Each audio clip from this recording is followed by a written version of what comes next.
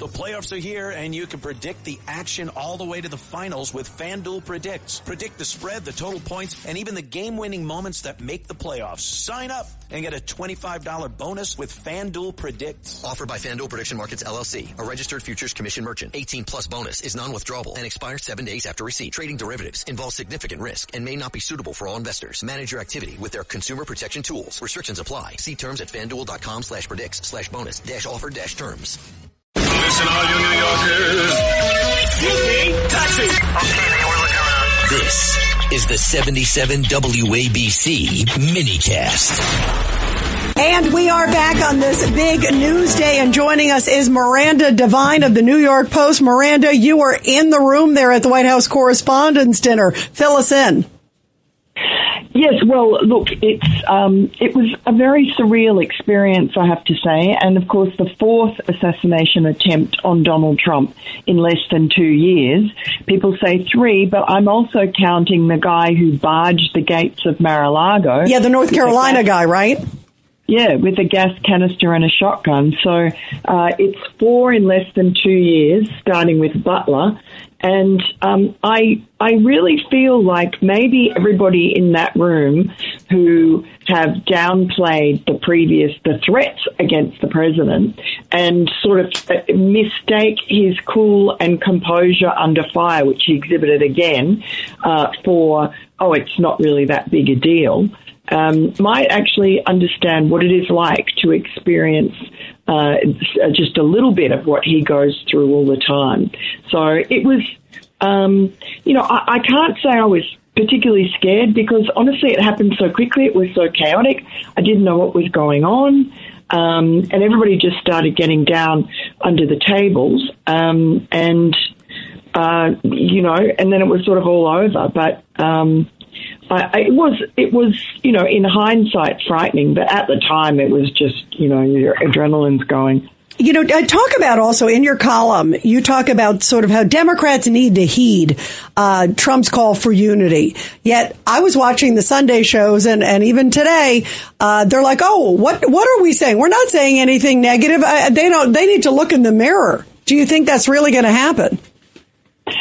Well, look, Donald Trump tried to do that in his speech afterwards. And I do feel that event, because it brings together Democrat politicians, Republican politicians, cabinet members. It was Donald Trump going to speak, and members of the media, most of them left-leaning, but also conservative people. We at the New York Post had the biggest contingent we've ever had. We had 4 tables, and we had cabinet members on our tables, and it was set to be a bipartisan night. And I think Donald Trump, during his, after attack impromptu press conference at the White House, mentioned that it was really a night where he felt there was some congeniality and a glimmer of some possibility of comity across the aisle.